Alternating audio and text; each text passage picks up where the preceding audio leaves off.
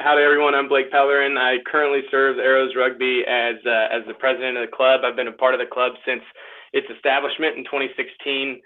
Arrows Rugby Football Club is a Catholic community with the purpose of forming men in Christian virtue through competitive rugby. So we are both a Catholic community and a competitive rugby club. Obviously the rapid spread of coronavirus has kept us off the pitch, but we still want to grow to be better men of God for our families and for our communities. And so that's what we're doing tonight. So tonight we are taking our spiritual formation virtual, and we're recording it so that anyone, if they want to later kind of get a glimpse at the Arrows interior life, so to speak, then they can. Andy Mall here serves the club in coordinating many of our formation activities, and he also serves as on the Arrows board of directors. So Andy, brother, will you take us in?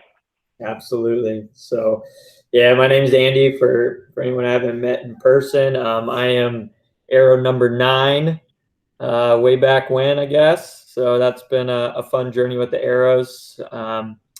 And tonight we're here to have another Arrows Tale. So a couple of technology ground rules. Blake already hit on a few of these, but you have different ways to view the screen. I recommend the sidebar view because that'll give you kind of a glimpse of everyone on the right-hand side, as well as the main folks in the middle or whoever's talking. If you could mute yourself for at least the core content piece of this, and utilize that chat feature.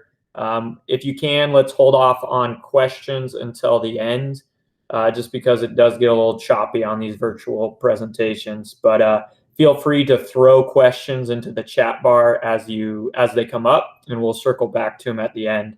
If you do make them get distracted or laugh, that's kind of bonus points. So no harm, no foul there. Have fun with it. The schedule for tonight, we will.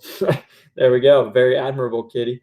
The schedule for tonight is we'll kick off here around 7:15, so on schedule pretty well.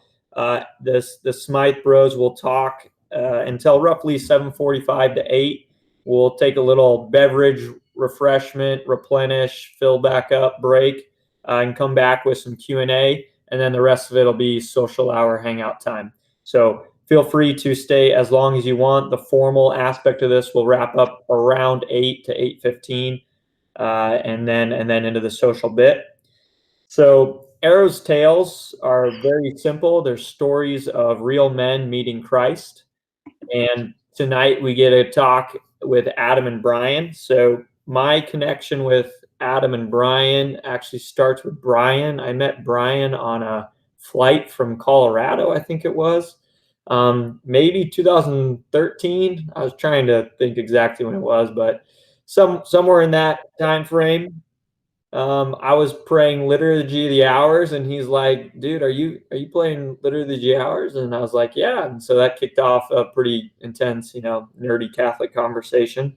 I think I ran into Brian again in a retreat in Georgia in 2016. And then lo and behold, at rugby practice at the beginning of 2018, I see Adam show up, and I'm so confused why this dude's name is Adam, because I could have sworn I met a guy that looked just like him. That's name was Brian. But fortunately for me, I was not going crazy. The next practice, they were both there, and it made a lot more sense to me. Adam is the subject of tonight's conversation. He'll get ridiculed and peppered by his brother, Brian.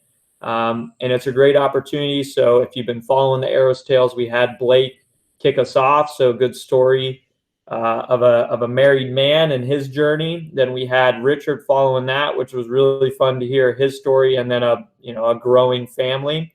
And now we go to Adam, who's in the church's eyes in the single state. So just a different perspective and a different vocation that he's called to right now. So without further ado, I will hand it over to Adam and Brian. Adam's Arrow number 75. So that's a pretty cool number to be, I think, for as far as Arrow's numbers go. Thank you, gentlemen, for being with us, and may the Holy Spirit guide and enlighten this conversation. Nice. All right. I think I am Arrow's number 73. Yeah. Now that we're recording. It's a bunch of crap. Yeah. Well, try harder. I don't know. You wouldn't have been an Arrow unless I was like, listen, you should come play rugby again. You should have showed up at the match. What do you want from me? I So now that we're recording, is there anything that you don't want me to ask about, given my privileged knowledge of the details of your life? Pencil. The pencil. Okay, you can't bring it up like that and then tell me not to ask about it. I was thinking, like, what was your first kiss? I believe you were dating the daughter of a principal, and you guys were in a library after hours using a projector. Yep. Okay, well, I didn't know how you felt about that. I think it's an important story to get in tonight. It is a good one. We got walked in on by the cleaning crew, but she talked to us. We all knew her because it was her dad's school. It was pretty. That was pre-Christ, right? No. It was a pretty solid place to have your first kiss and romantic encounter. It was like midnight in the library. It was awesome. Oh, how responsible of you! All right, well then, I will not ask about the pencil. We can talk about that in the social. Everything is fair game, though. Great, fantastic.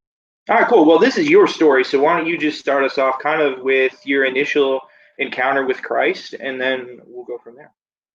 Yeah. So I think people still get kind of freaked out when they find out. Well, I guess it's a little different now, but when we were both youth ministers and people find out that there are two siblings and only two siblings, and they both work for the church, it seems like a novelty act for a lot of people. But I think whatever. We were born, obviously, a relatively, nominally Catholic family. It wasn't anything super, super crazy. Went to mass and were involved. Our parents, I think out of their own families were the two or the one sibling each that actually cared about raising, their kids Catholic. And so we were lucky in that, and parents taught religious ed, all that.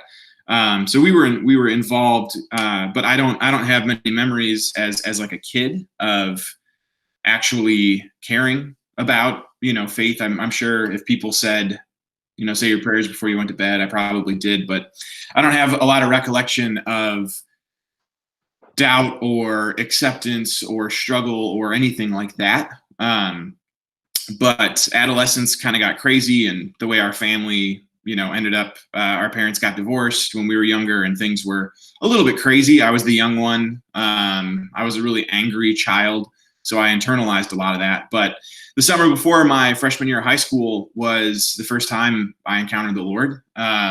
Multiple different settings and different places, but he revealed himself to me in a really profound way, very strong way. As a pubescent emotional teenager, there was also that kind of big emotional hook.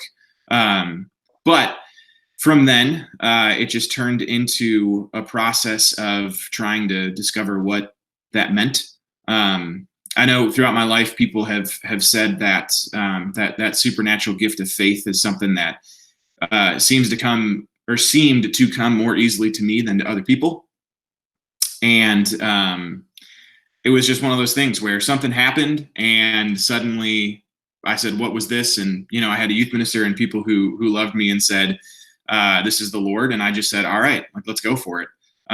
So, throughout high school and beyond, it's really just become a process of trying to figure out what it means that the Lord loves me and that he revealed his love for me and what it means to be a disciple. And it's been a process of just trying to respond to that. Sometimes actually responding well, sometimes responding very poorly. But throughout high school and into college and beyond, it's really just been a process of discovering more of what it means to be a son of the Father, how that affects my identity, how that affects my life and the way that I live my life and the decisions that I make. So really it's just been a walk of discipleship ever since, from that kind of first big encounter. And it's been obviously peppered with, smaller encounters and big encounters alike, and moments for conversion, but it was really springboarded by that kind of first initial summer of encounter where the Lord showed up in pretty big and profound ways. Is that the city of Chicago skyline behind you there? Oh yeah, that's it. That's nice. That's where we're from. if you didn't know. Cool. So, can you tell us about the initial encounter? Like what happened, or I guess in what way did you encounter Christ? How did he reveal himself to you? Yeah, totally accidentally. It sounds weird. Brian, for everyone, my brother, had gotten somewhat involved. Our parish had a really good youth. It was not necessarily like a youth group in the traditional sense. We had a really good summer missions program, and so we sent kids off to work camp every summer, and we had some different, mission opportunities. So Brian got really involved a few years ahead of me, and kind of came back. I was one of the first people that pushed back and wasn't buying the new Jesus attitude. But eventually he convinced me that I should go on a mission trip. And so I decided to do it. We had this really cool thing for like team bonding ahead of the summer. We called it Survivor Camp because our youth minister loved Survivor, the TV show. And so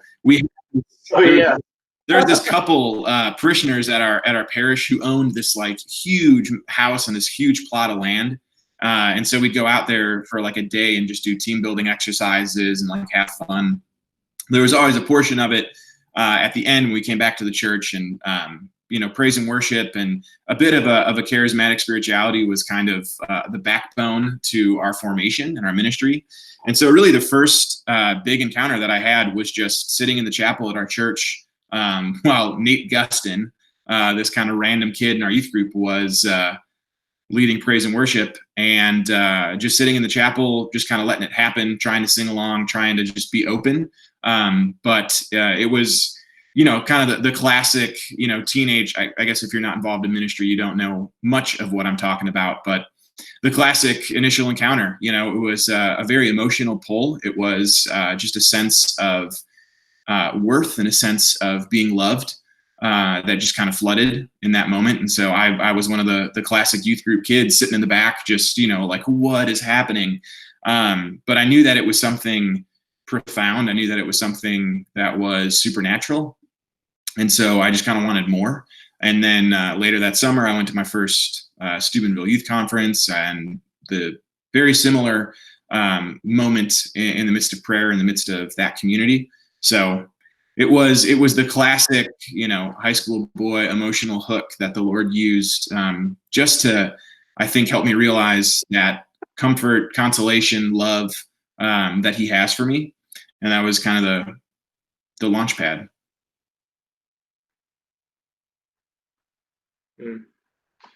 Cool, man. Thank you for sharing. I'm trying to decide if I should ask you to explain charismatic spirituality or not. I guess that's not super crucial to your encounter, but for those at home who don't understand, it's kind of like Catholic Pentecostalism, real crazy stuff. No, it's not like that at all, but that's okay. A little bit less and a little bit less liturgical flag. And a little bit less Kenneth Copeland. Somebody, I think, put the meme in the chat at one point. Maybe not, but it was amazing. If you haven't seen the memes of him going around destroying the coronavirus for us on TV. Yeah, you do. I see. So okay, good. Okay, so I'm gonna the wind of God, which is like not very biblical at all, but what do I know? Yeah, there you go. Let's do the rest of this with just only deep theological terms in Hebrew.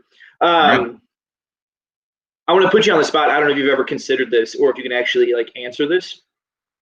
Have you seen or noticed in your own life any sort of like consistency in the way the Lord has revealed himself to you based on like that initial encounter? Like was it something where you met the Lord and he spoke to you or revealed himself to you, and like consistently he's done that throughout the rest of your life, or not so much? Sorry, I'm going to be your spiritual director tonight. Yes. I'm okay with that. Yeah, and I mean, they have never thought about this. No.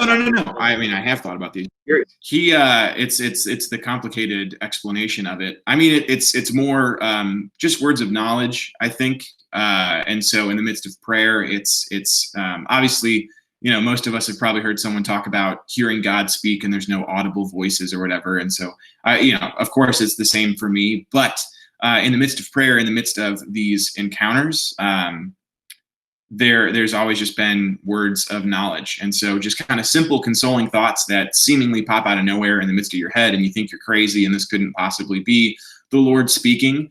But taking those and over time having some confidence and some trust to try to act on them or to try to trust them, kind of testing the fruit, so to speak, and then realizing that many times, like, no, this is the Lord who is inspiring these things, and he's inspiring just the consolation, the good feeling, the happiness, the understanding in those moments.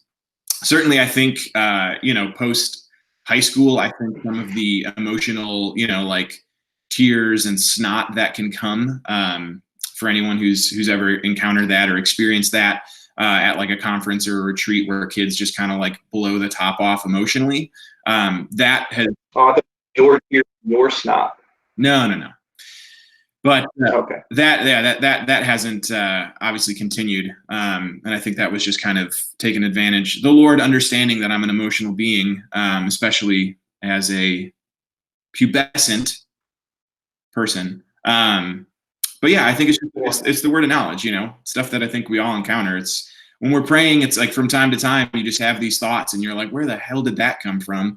And we don't know if this is just me fabricating things or just trying to like psychologically console myself. But often that is, I think, kind of the main means by which the Lord reveals himself and speaks to us. So that's been consistent.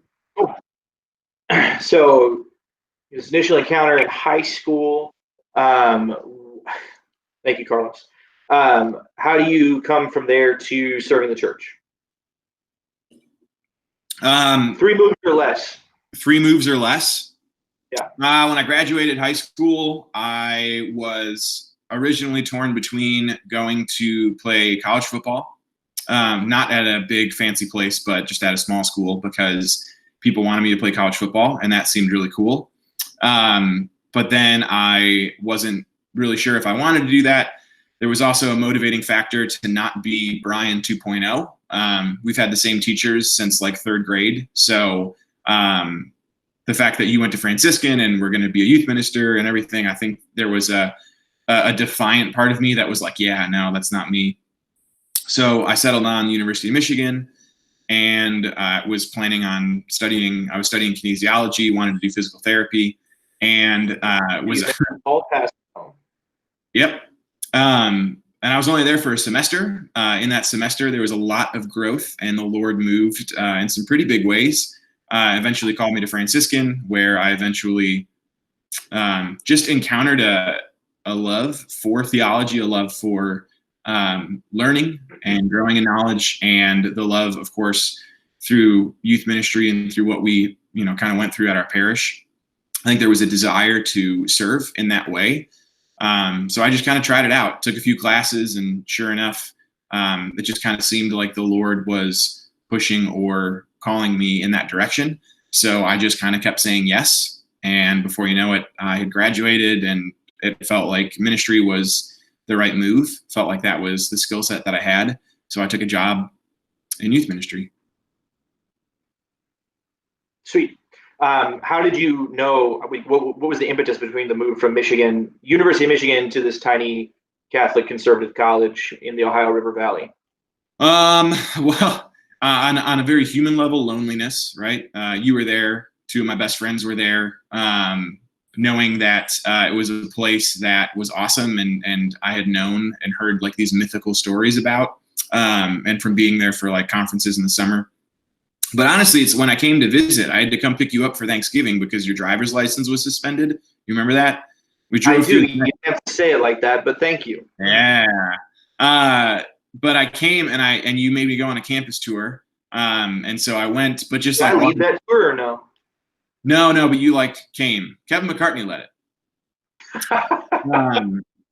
But no, I went on a tour, but just like being on campus and, I loved University of Michigan. I loved Ann Arbor. But there were times where I was like, man, there are like literally 50,000 students here. and I'd like walk around and I'd be like, in 4 years, might never even see that person again. And then Franciscan being so small and people knowing you, and then the fact that I look like you, people just randomly showed up and were like, oh, you must be Brian's brother. So I think on the human level, there was like, ooh, this is great. This feels really cool. But then I sat in a class with Professor Bolster, and not only did he like kind of talk to me on a personal level, but it was a catechetics class, and I was like, this is so freaking cool. So I actually didn't decide to transfer until like I moved home from my dorm in Ann Arbor with all my stuff because I wasn't sure if I was going to go back. And I figured if I was going to transfer to Franciscan, it'd be easier to not have to drive back to Ann Arbor to get my stuff. And it was like New Year's, I think, when I finally decided that I wasn't going to go back to Ann Arbor, but I would go to Franciscan. So, yeah, there was that process. But then, I mean, it was just kind of surrounded in prayer. It was just a lot. It wasn't just, personal decisions, but just trying to see what the Lord wanted or what he had in store for me. And I just kind of felt restless at U of M, even though it was awesome. I loved what I was studying, the culture and like going to games in the big house, all of that. It was awesome. And so I thought I must be crazy to want to leave that. But again, there was just kind of that word of knowledge. There was that consolation in prayer, just kind of asking the Lord, like, what do you want for me? Where do you want me to be? And just feeling a lot more peace with the decision to go to Franciscan. So I followed it. Didn't know if I was making the right decision or not. I got really sick the day we moved. We were driving there. I don't know if you remember this, but I opened up a bottle of root beer and it exploded in my lap. So there were a lot of things at first where I was like, this is going to be an interesting trip. So, but it worked out. It was great. I don't remember that. I think I remember you had like 5 days for your like financials to work out. And there's something close. Yeah. There was like a really high stress thing. Yeah. Cool. So at Franciscan, you first encountered the game of rugby. But before we talk about that, just for everybody listening in, aren't you still technically wanted in the city of Ann Arbor? No, I've passed federal background checks. I wouldn't be a youth minister if I couldn't. That's fair. Good point. We can talk about that. We can talk about that in the social too. How I fled the state because I thought I was going to be arrested for breaking and entering. That happened It's a real story, and I don't remember the details, or I would tell it. Cool. So you go to Franciscan, and you encounter the sport of rugby. Tell us about your initial encounter with rugby, and then I'll ask more questions. My very first anything that I did with rugby was we ran a campus loop, which is what the rugby team would run a campus loop. It was like just over a mile every Friday before matches. And we had like these goofy, not goofy. Some were like legitimate, but for you military guys out there, we had some cadences that we would run to. And so I met up one of our good friends, actually Brian's second best man in his wedding. I'm not bitter about it. Was the captain at the time. And so he and I, actually Jonathan Cardinal was one of the guys who came with. We decided to go run the campus loop, and it was like pre-rugby conditioning because I showed up in the spring, and I remember running, and I remember being so out of shape, and then I remember that I almost crapped my pants, and so I literally had to stop, and I had to run into the downstairs of Thomas More, which was an all-girls dorm, and I had to run to their like communal bathroom that guys were allowed into, and I just absolutely exploded. So that was my first rugby encounter. No, but then I went to practice, I had no idea what I was doing. I played football in high school, but that was the extent of my experience of any sort of football based sport. But I learned somewhat quickly. We had a guy who, this goes, when you play Division III college rugby, sometimes you play on fields that are worse than what the Arrows play on. And so our very first match, we had a guy who, got tackled and ended up hitting his head on a rock in the middle of the field and got a pretty bad concussion. So Brazy had me come in, and they had me. I was playing like outside center, I think, in my very first rugby match, and I'd been playing rugby for like a week. So I had no freaking clue what I was doing, and we got spanked that match. But No, I loved it. It was awesome. It was fun to be part of something. It was fun to be part of a team, and playing with people that I knew. It was fun to try to get back in shape. In a lot of ways, it's kind of similar to when I started with the Arrows. At least I knew what I was doing with rugby, but it was after a period of like zero exercise and terrible dieting. And I was like, it'll be fun. I'll get in shape. Why not? But I started to fall in love with rugby. The guy who started our program was an old Irishman named Niall O'Mahony. We called him Papa. But Papa kind of instilled a good love for the game and like the simplicity of rugby. And so I just kind of learned to love it. Just kind of kept playing, kept coming back. All right, so you played all 4 years at Franciscan. What was your best experience of rugby? When we went to nationals, that was fun. We got a free trip to Denver. They bought us a bunch of fancy stuff, and they decided to finally give the rugby program some money because we made it to the national Final Four. But that was, it was great. We got third, which I'm still kind of salty about, but that was kind of the high point, And there was the season I played inside center, which was really fun. I didn't have to run as much. So wait, did you start at outside center and they moved you to inside center? No. I played flanker, and then they made me play flanker, and then we had a season with the new coach, and he wanted me to play inside center, so I played inside center. And then I went back to flanker. Gotcha. Cool. So having played rugby on only Catholic teams, talk to me about how have you encountered Christ through rugby, or what have your encounters with Christ, how have those informed or influenced your experiences of the game? That's fair. It's just people that I play with, Franciscan was awesome. We had some really cool stuff built in. Every Friday before matches, we were actually the first team in like the history of the university who was able to start having private masses in the friary where the Franciscan friars all lived. So every Friday we had a chaplain named Father Brian. And so every Friday we'd get dressed up a little bit before we went and had like a social pasta dinner. And we'd get to go to the friary and have a private mass with just the rugby guys. And then every Saturday, whether it was a home or away game, before we went to the trainer or did anything and got on the bus, we all did a holy half hour in the Perpetual Adoration Chapel, which was really cool. But no, it was the first experience I had of having guys, and I can't remember who it was, which really makes me kind of sad. But like there were some really awesome holy dudes that played rugby. And like in our first, conditioning session of my very first like practice, we had guys who in the midst of the struggle, like one of them shouted out for the sake of his sorrowful passion.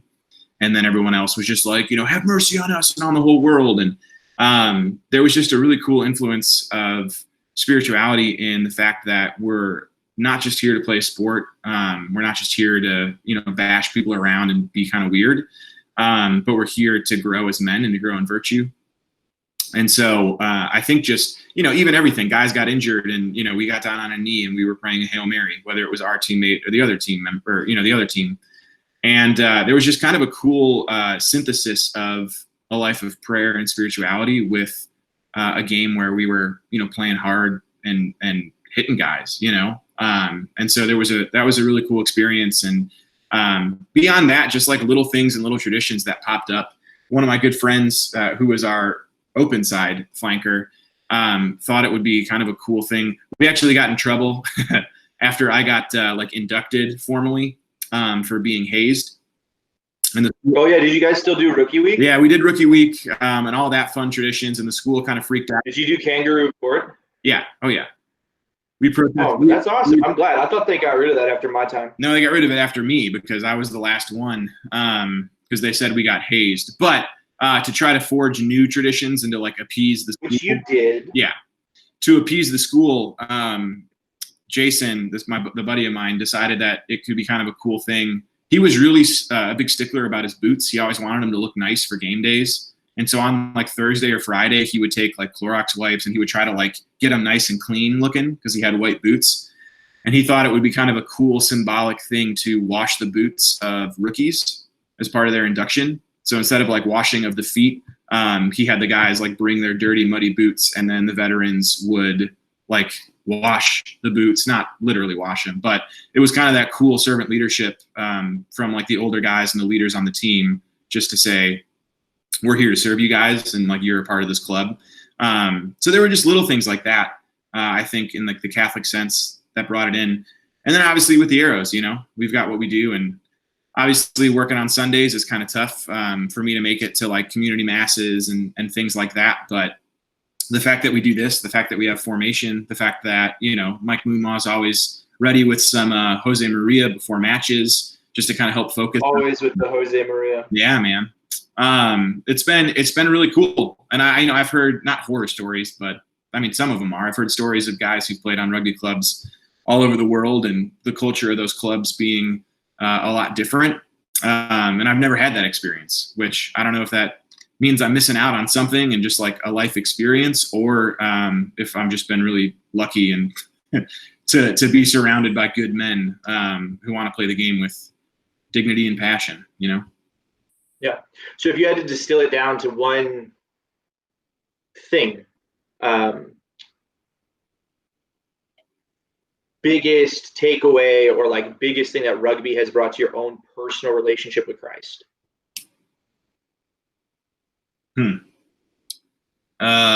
One thing. Damn. Okay. I don't know. Top three. Community is a huge part of it. I am not the best like self-motivated person, but I think rugby is the sport I've played where like my own, some of you might laugh at this, my own fitness actually matters, which sometimes it seems like it may not. But I think just kind of that the personal drive and like the work ethic has been part of it. And especially like spiritually, that obviously kind of moves from the physical into the spiritual. But I think it's just community, to recognize that it's a game, as Coach Andy would say, like it's a 15-man game, and we're all doing the same thing. We're all doing, everything on the pitch together. And I think that has been really big in just recognizing whether it's, spiritually or not. I think just the witness of this club, especially, things in the chat of just like, hey, pray for me. People losing family members, people going through tough things, and recognizing that there are people on the club who immediately are just like, yeah, I'll pray for you, or I just prayed, or, there's been a really big witness of community and recognizing that guys, brothers have your back on the pitch, but also beyond that, which I don't think is unique to rugby, but I think I've encountered it the most being part of good clubs. Now, I know this is being recorded, but I don't think you're going to get any points with Coach Andy for quoting him. You're still going to be arrow number 75. There's nothing you can do about it, Yeah. Unless okay Blake is open to fudging the numbers, but I don't think he is. No. So that being said, last thing, and we'll move away from rugby. Houston Arrows are a Catholic community. We're about forming men in Christian virtue through competitive. How has virtue helped your rugby game, and how has rugby helped you grow in virtue? Ooh, I think when I was kind of a punk teenager on the football field, I was relatively level-headed, but I think I also played with a chip on my shoulder and was kind of a dick at times. And I think Franciscan helped, but in the time that I've played here with the Arrows, I haven't really had that weird nasty streak. The only times I've really gotten heated during matches, and I think Brett said this in the chat today, is usually trying to get Shad to shut up, yelling at the ref. That's the only time. He's right? I think that's the only time I've ever like cursed on the field, other than like knock-ons or, little things. But the only time I've ever gotten like angry at a person has been usually friendly fire to try to keep Shad from getting a red card. But no, I think also Blake, can we edit dick out? Is that a thing? It's the only word I can. Should we be worried about that? Nah, it's fine. It's good. It had the gravitas that I needed. But no, so I think there's been some like growth in virtue just being on the pitch. I think, even sometimes, and I'm the first to admit it, and Blake stepped away, but he's probably still got his earpiece in. Going over the code of conduct. He's kind of editing. Yeah, the code of conduct every week sometimes drives me a little crazy, but I think the fact that we actually hear it is a good thing, because I think it helps them a little bit of, we walk into matches and we want to be like really angry and just like hurt people. But I think it does help. So, just virtue in terms of conducting myself well, being charitable, however I can be charitable is a big thing. And then the other way around, spiritually into rugby, I think just a recognition that like we're body and soul. And so if I'm tending to myself well spiritually, that tends to align with times that I'm actually taking care of myself well physically, recognizing that there is dignity in suffering. So whether that means having to run at practice or, like having to kind of push through some of the tiredness in matches, I think there is a correlation between virtue there. But yeah, I think ultimately it's charity, playing hard, but playing for the right reasons, not losing your cool, trying to build community outside of, competitive times, when we're on the pitch and when we're practicing. I don't know. Nice. All right. So building on the theme of encountering Christ through suffering,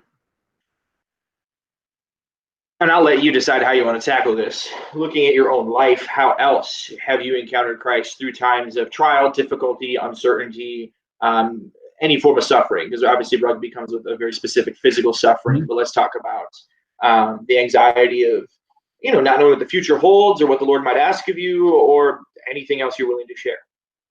Yeah. I feel like post-grad life has been riddled with a lot of craziness, general craziness of like you're 20 something and you're just out of school. But I moved like a third of the way across the country with like $500 to my name. My car broke down. I didn't have a place to live at the beginning of my first job. And then every time I did find a place to live, something came up or like fell through or, so there's been a lot of movement, and it's led to having to build a lot of trust. Financially, it's been, like the stress of student loans and the stress of some of the craziness that's come, and just trying to learn that I need to just hand that over to the Lord and let him be Lord, have dominion over those things. But if there's one thing that I've learned, I think it's just in the moments of like craziness, in the moments of uncertainty, whether that's, new jobs and moving across the country, or, like I don't have a car, or where am I going to get the money for this, or, where am I going to live, all that kind of stuff. I'm a type A planner. And so I tend to work myself up into a tizzy, trying to figure out details and how things work. But the Lord, very subtly and usually in the last minute, it seems with me, comes through. And he has been absolutely generous, in every way.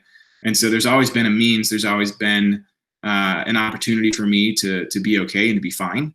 I know that those would still be there if I didn't assault him in prayer, just being like, what are you doing? And like, you got to throw me a bone and I need some help here. But consistently he has, in every transition or in every bit of craziness, and like some real suffering, just internally not knowing what I'm doing or where I'm supposed to be, just turning to the Lord, waiting a lot on him, but then finally he moves, and he moves very powerfully and in big and awesome ways.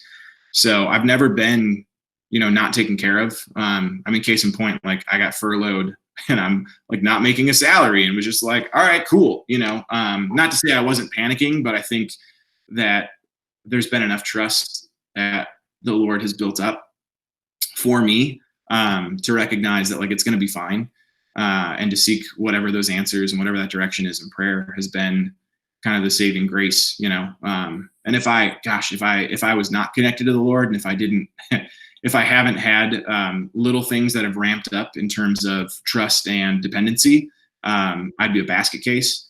So he's been very good and very generous in that sense. So I think suffering for me has just led to a greater dependency, and a loosening of an amount of control over my life, which is not easy for me.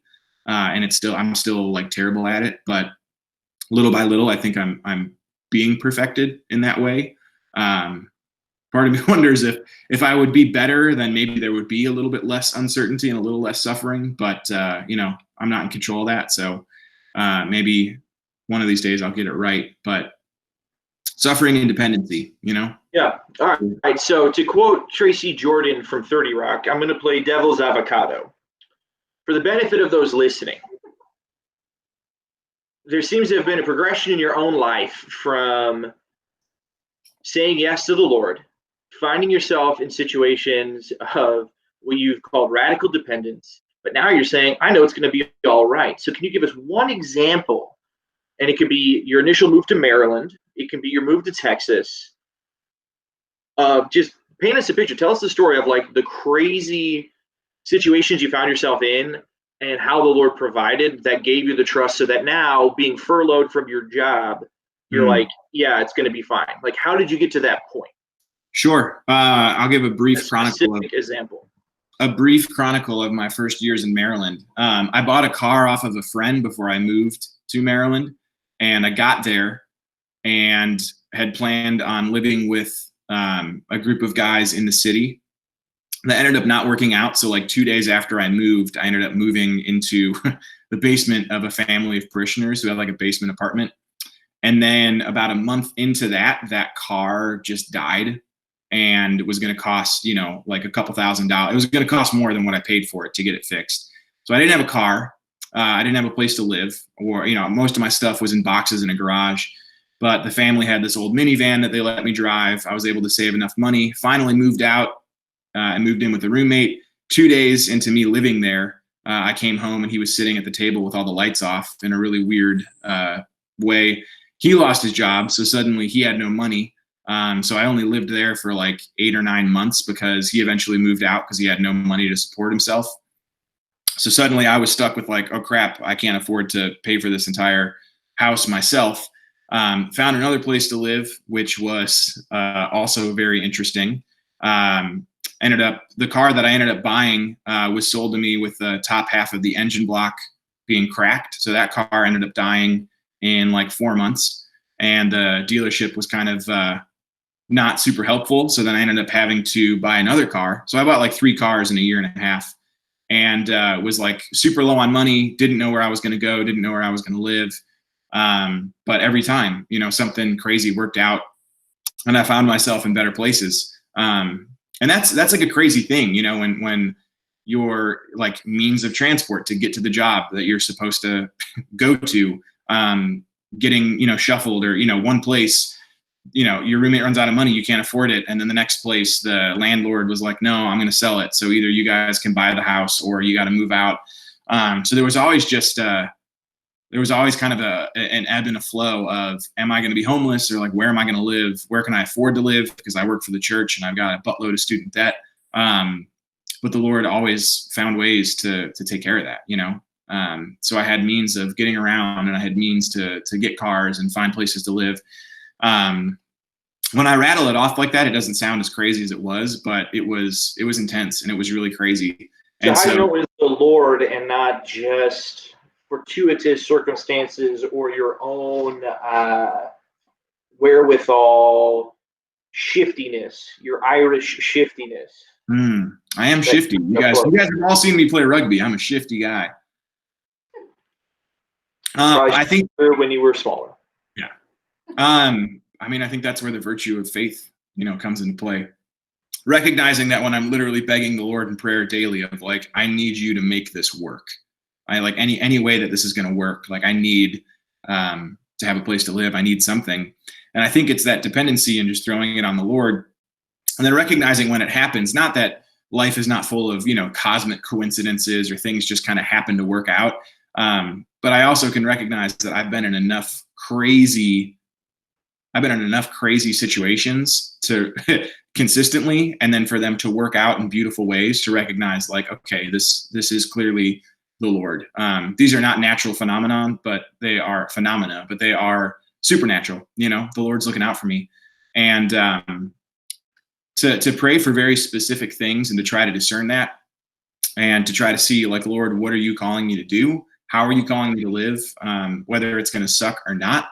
I think there's also just been confirmations in prayer, confirmations in, conversations with people that know me and that care about me, to help me realize like this is the Lord answering. This is the Lord taking care of me. So Nice. I don't know. Can you see the comments? I haven't been looking at them, no. Okay. Well, Blake just called you the most backish forward, which I think is a slap to the face of our own Garrett, who I think gets the title of backish forward. But I also think Blake just said that you drop the ball a lot. So I don't know how you feel about that, but just figured I'd put that out there. I don't think he said that. My favorite is when Brett Owens goes to type a comment because his camera location, you just get like the fingers for a little bit. Yeah. Oh, amazing. And Garrett, yes, shiftiness is a grace. It's not a grace. It's actually a charism. Define charism. It's like the third time you've used Catholic jargon without defining it. Define charism. Define charism? Yeah. What are you reaching for? It's catechism. It looks like he froze. Did everybody else see it? Is Adam frozen? Everybody else, or is that just me?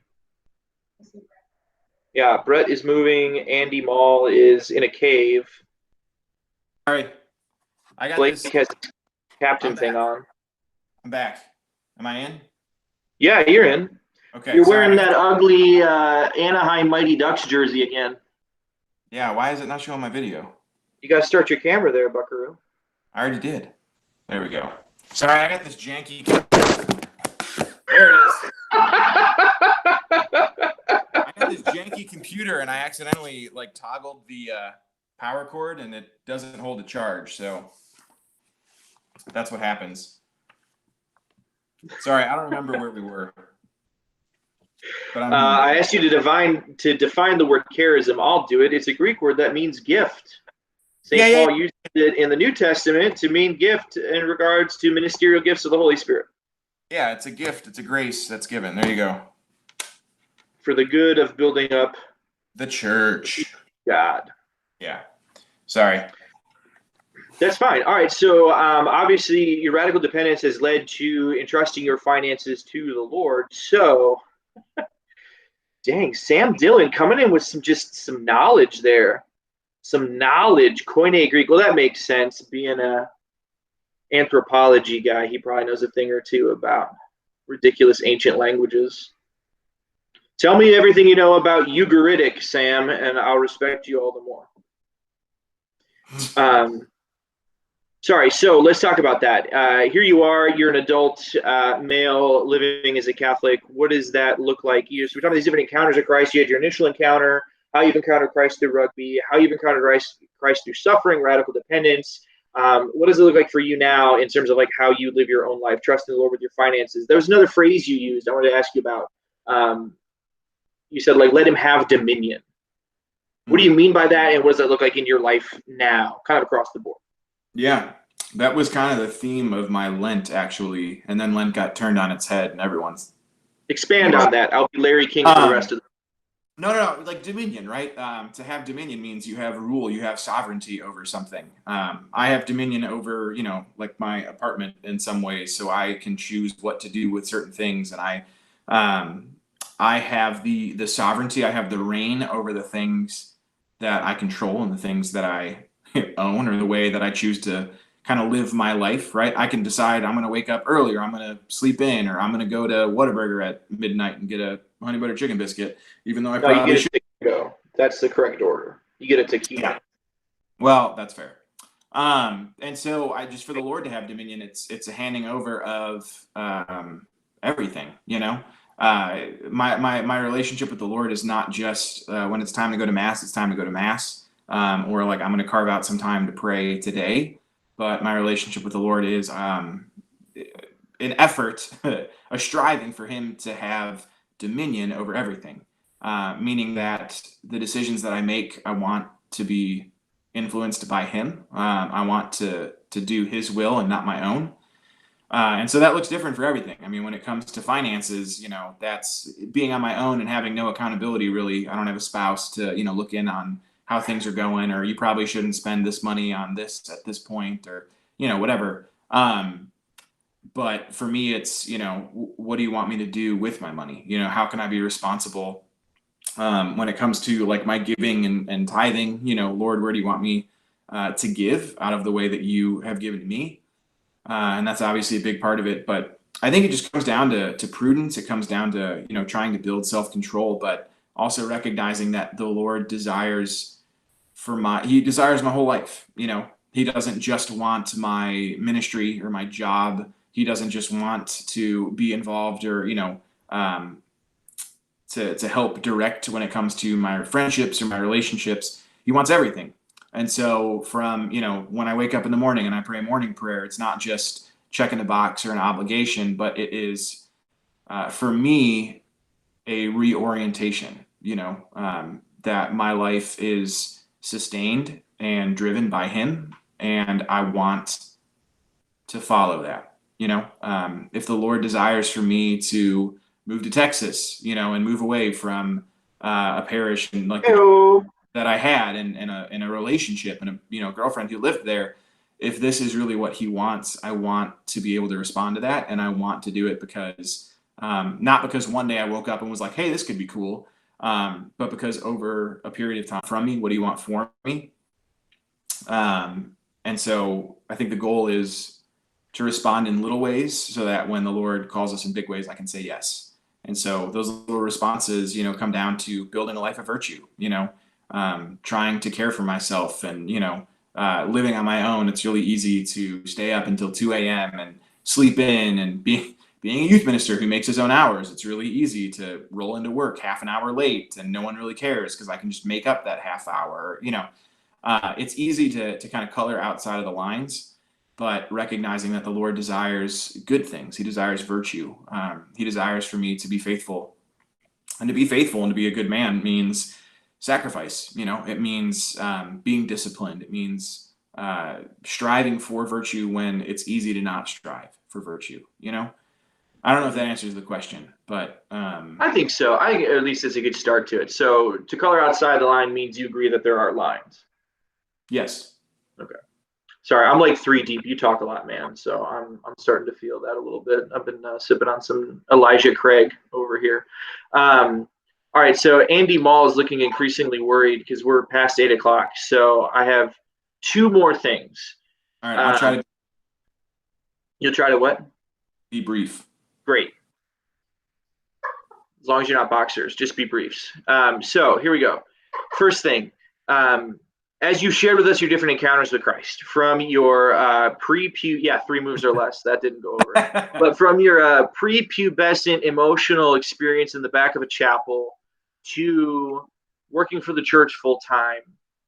Now I can't even remember the question. I started here and I don't remember what it was. Oh, so this is my question. Despite all of your own desire for control, despite giving your yes to the Lord, leading to shenanigans, moving across the country, you don't know anybody, not having a place to live, not having cars, all these different things, was it worth it? What have you gained? What have I gained? Yeah, it was worth it. I think, what the hell is that supposed to mean, Richard? Sorry, I'm not supposed to be distracted. He got me. Hey, that's Katie. She's a nice lady. You take care how you speak to her. That's fair. That's fair. Sorry, Katie. It was worth it. It's been worth it. What have I gained? I think I have gained a life that is fruitful. I think I've gained a life that has a lot of peace. Certainly, I think if I had run from suffering, even if we talk about like in our childhood, and like some of the suffering and the craziness of, after mom and dad got divorced and, just being an angry kid and kind of angry at the world, I kind of ran from suffering and internalized a lot. And when you run from suffering and you don't accept it, suffering becomes void of meaning. And then life just becomes a series of seeking after pleasure and avoiding suffering. And that's stupid because suffering's always going to come, And so I think I've learned to embrace. I've gained a healthier relationship with suffering, which has not only helped me endure suffering better, and endure suffering with the Lord by inviting him into it. But it's also been fruitful. The suffering that I bear, if I offer it up for other people, will also bear fruit, for them, for myself, and just trying to live as my suffering in a way that can be redemptive, But I think, I've gained peace, I've gained certainty, I've gained knowledge, I've gained comfort in that the Lord knows what is going on with my life, and he knows what's best for me. And if I kind of leave my life in his hands, then I'm going to have the best, not prosperity gospel wise, but you know what I'm saying? Sure. Okay. So my last question was going to be, what advice might you give to a man who is considering making like a choice for Christ or standing at the beginning of the relationship with Christ, right? They might feel like, I think there's a God, I think he's involved in my life. But Brett asked a pretty good question. He said, when you ask, what do you gain? Do you feel that your faith and handing over of yourself have prepared you, or more so just helped you watch the craziness of the current crisis around you, deal with your furlough, knowing changes are happening and imminent? So I guess both. So to someone in this time, like, what would you say based on your own walk with the Lord? Yeah, I think it's both. I think I am certainly more prepared, even just in like a strict, not a business sense, but like I know that there are things that I can handle a little bit more readily, maybe is the right word. I know that there are going to be things that happen, certainly, but I think the gift, the supernatural gift of faith is that and hope also, is that we don't just look at, well, crap's going to hit the fan and it's going to be really bad. So, just hike up your pants and wade through it because it's going to come. I think the gifts of faith and of hope help us to understand that though these things are going to come, we willingly embrace them. Christ's call is first, for us to turn away from sin, but then to embrace the cross. Conversion is not just, well, stuff's going to happen and we'll be able to weather the storm because we've been through a lot of storms. It is that when we reorient our lives on the Lord, to the Lord, when the suffering comes, even though we know it's going to come, we're actually embracing it and we're actually doing it well, and we're doing it with him. So I think it's preparation and also an understanding that, like things are going to be kind of crazy. Changes are coming, Yeah. Nice. Well, to address Garrett's concern, I, by my count, have quoted the same TV show 3 times. He just may not be familiar with it. But, we're just trying to make Blake and Andy happy here. And when the occasion calls for it, we can talk pretty seriously about Christ, which is why we're here in the first place. So I think that I'm out of questions formally, Andy. So I think we can conclude the formal session and open it up to Q&A, or we can just keep drinking and talk about things. Yeah, man. Thank you, guys. That was awesome. I will just kind of close out in a quick prayer for that. I will transition to some other things. But let me close out in prayer, and then if people need a refill, we can take a moment's break. So, Lord, we just, first of all, thank you for this time. We thank you for the gift of Adam and that he is to us and to our club. We thank you for the way he has responded to you, to your offers, to your gifts, and to your grace. And may you be with him, continue to instill this great confidence in him. And may you bless all of us in the different ways that we were intrigued or inspired by something you shared through the Smyth brothers this evening. May the Holy Spirit guide us in great courage to take on these inspirations in our own lives. In Jesus' name we pray. Amen. Amen. Thank you, guys. Insert background chatter here. Take a few minutes to grab a drink or whatever you might need, and we will resume.